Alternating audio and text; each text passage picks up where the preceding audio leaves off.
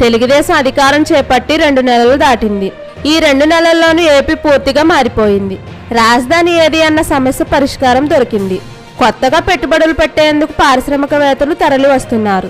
స్వయంగా ఏపీ కోసం టాటా సంస్థల చైర్మన్ పెట్టుబడులకు ఆకర్షించేందుకు తన వంతు సాయం చేసేందుకు ముందుకు వచ్చారు.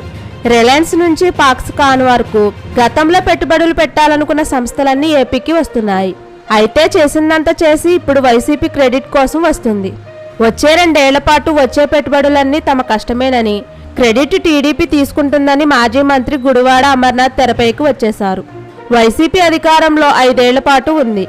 అంతకుముందు 5 ఏళ్ల పాటు టీడీపీ అధికారంలో ఉన్నప్పుడు పెట్టుబడులు ఫ్రెండ్లీ రాష్ట్రంగా తీర్చిదిద్దింది. దేశంలోనే అతిపెద్ద ఎఫ్డీఐ కియో రూపంలో వచ్చింది. ఉత్పత్తి కూడా ప్రారంభించింది. కొన్ని లక్షల కోట్ల పెట్టుబడులు ఒప్పందాలు జరిగాయి. వాటన్నిటిని ముందుకు తీసుకువెళ్తే ఈ పాటికి పారిశ్రామికంగా ఏపీ ఎంతో ముందు ఉండేది. కానీ వైసీపీ ఏం చేసింది? చివరికి శంకుస్థాపన చేసుకున్న ఇండస్ట్రీ జాకీలను కూడా తరిమేశారు. కానీ ఇప్పుడు పెట్టుబడులు మా వల్ల వస్తున్నాయంటే క్రెడిట్ కోసం వచ్చేస్తున్నారు. చంద్రబాబు సీఎంగా ఉన్నప్పుడు వచ్చిన ప్రతిపాదనలు, జరిగిన ఒప్పందాల కారణంగా ఏర్పడిన పరిశ్రమలే చంద్రబాబు ప్రారంభించారు. చంద్రబాబు ప్రారంభించిన పరిశ్రమల్లో ఒకటి కూడా వైసీపీ రెక్కల కష్టంతో వచ్చిన పరిశ్రమ లేదు. ఈ విషయం అమర్నాథ్కు తెలుసు.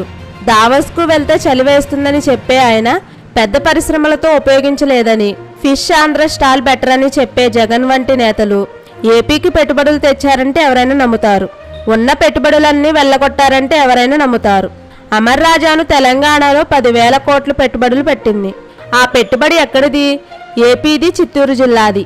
తమ ప్రాంత ప్రజల ఉపాధి కోసం అమెరికా నుంచి వచ్చి పరిశ్రమలు పెట్టింది గల్లా కుటుంబం.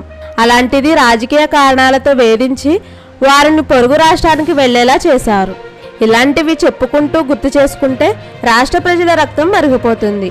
అయినా తగుదనమ్మా అంటూ క్రెడిట్ కోసం వచ్చేస్తున్నారు, ఏమాత్రం సిగ్గుపడకుండా.